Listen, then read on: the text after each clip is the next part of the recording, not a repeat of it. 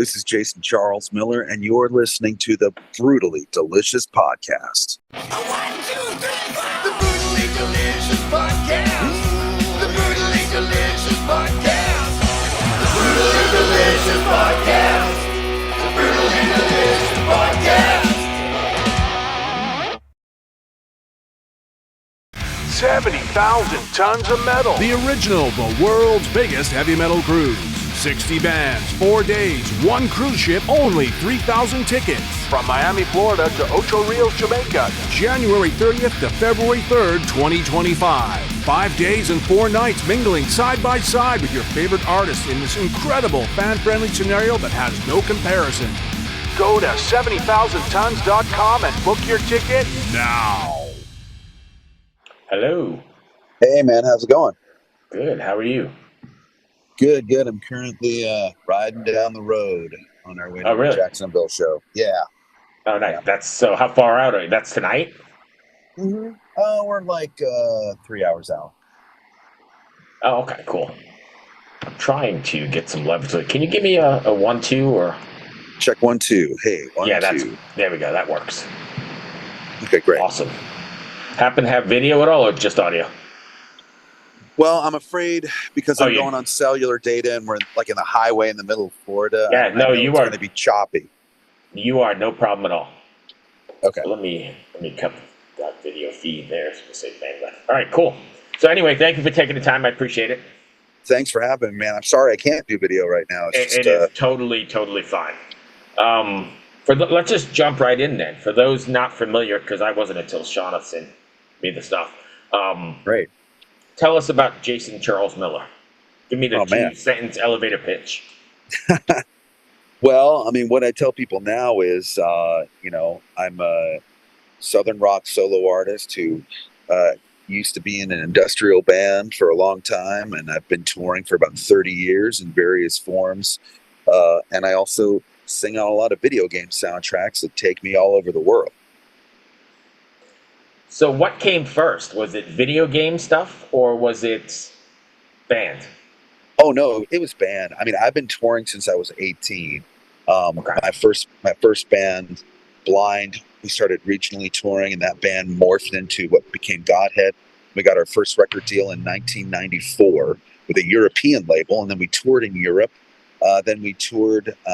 We got a small independent deal in the late 90s, and then when we were on tour with War, Marilyn Manson's manager came to see us play in LA, and then we were signed to Marilyn Manson's label called Posthuman Records, and that's really what put us on the map.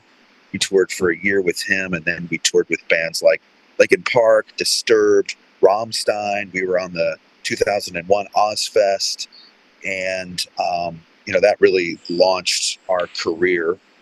And for most of the 2000s, that's pretty much what we did. That's when music and video games wasn't the way it is today. Right. And then I, through recommendations and knowing people who knew people, that's what got me on recommended to be on the Metal Gear Rising soundtrack, and before that, the Guilty Gear soundtrack. And then from there, people were asking me to actually write music for video games. So I've done That's great. 3 songs for Cyberpunk 2077. And then the composer for Final Fantasy XIV asked me to sing on a song. And then he asked me to sing on another song and then another song. And now I'm sort of part of the touring entity that is what's called the Eorzean Symphony. And then also his band, the Primals. So that's been really great, and it's sort of cool to cross-promote, my solo music with, people discover all the other things I've done if they discover me through these video game outlets. So I was reading the bio, and it's kind of, you jumped ahead of me, but the Primals, you're doing some Final Fantasy stuff over in Asia, right? Like, I think Japan and Korea? Right, yeah, and I just got back from China. So right now I'm on tour with Steel Panther in the States. But a week before that tour started, I was in China for a week for more Final Fantasy XIV events. Do you have trouble keeping all these projects separate? You know, no, I guess I'm really good at compartmentalizing. Right, right.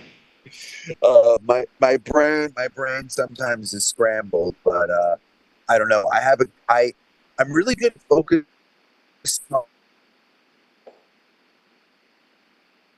is coming next, and then when it's time to focus on the next one, I'm fully focused on that. Then that's the Right. best way my brain works. Fair enough. What's it like being on the road with Steel Panther then?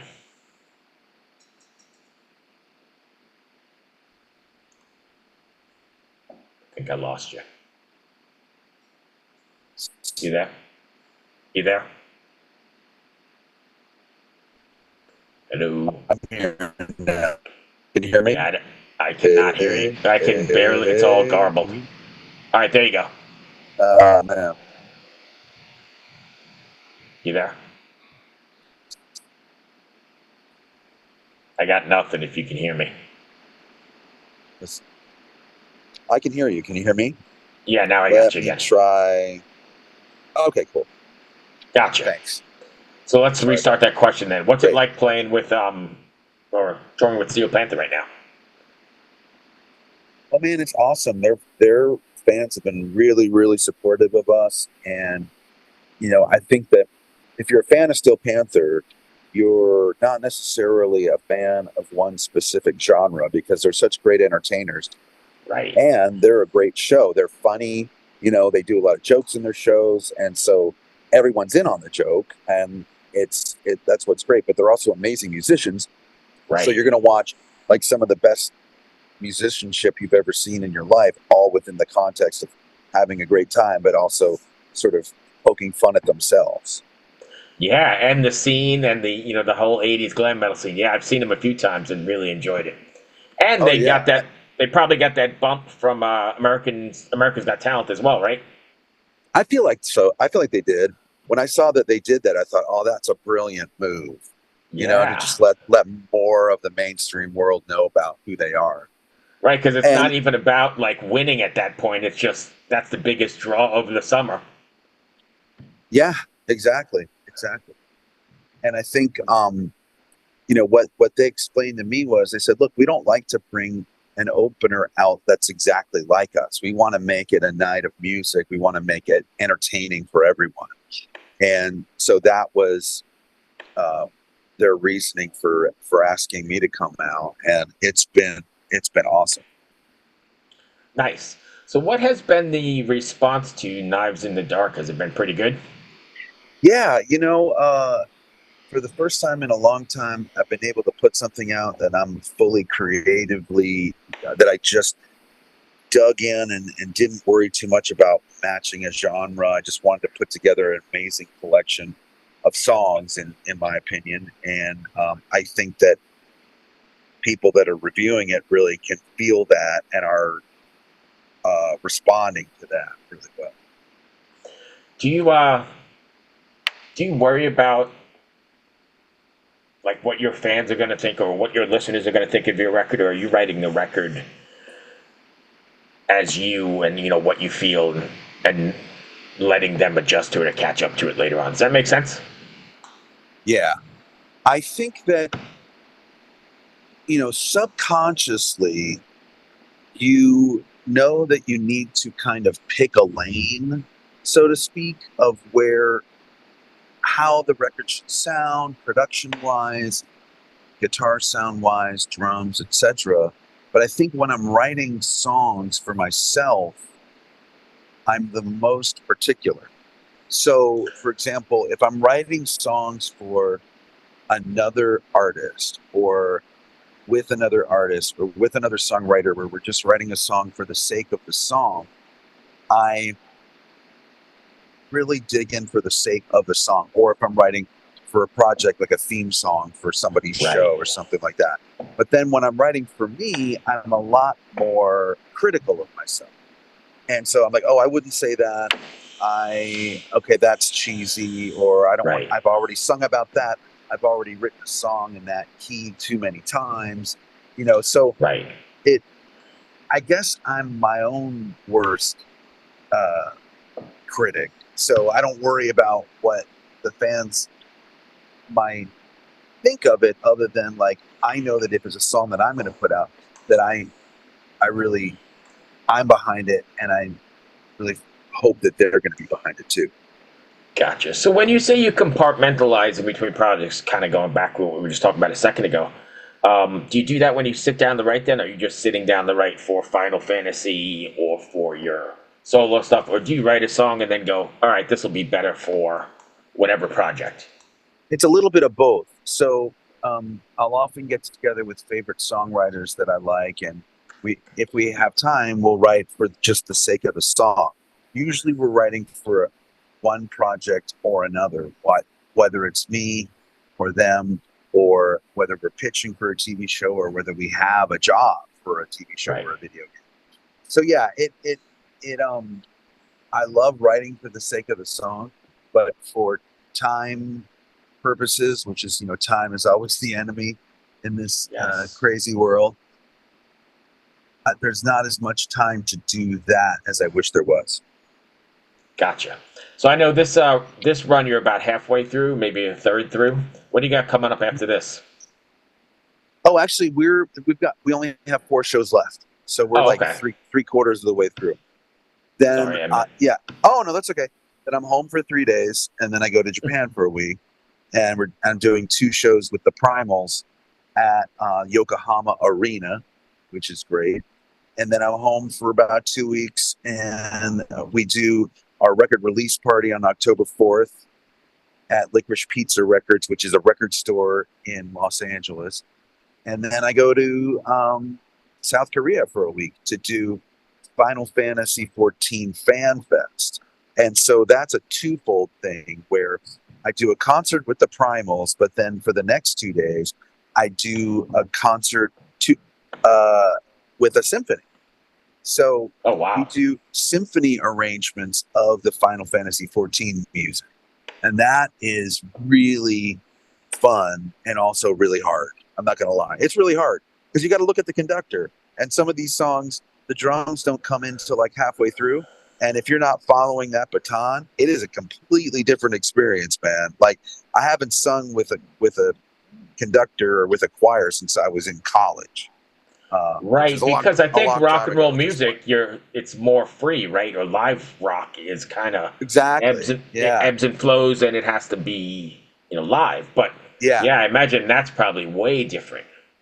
It is. It's a little. I put a lot of pressure on myself to make sure that it's right, But it's kind of wild. Wow. And then do you come back to the States with more of your own stuff, more Jason Charles Miller stuff? Yeah, so there's some stuff in November that's not announced. We got a big LA show in December, and then the plan is to tour for a lot of 2025. We're putting all of that together now, but I plan to be on tour and a lot next year promoting this record. Nice, and then you'll still be doing the Final Fantasy stuff as well.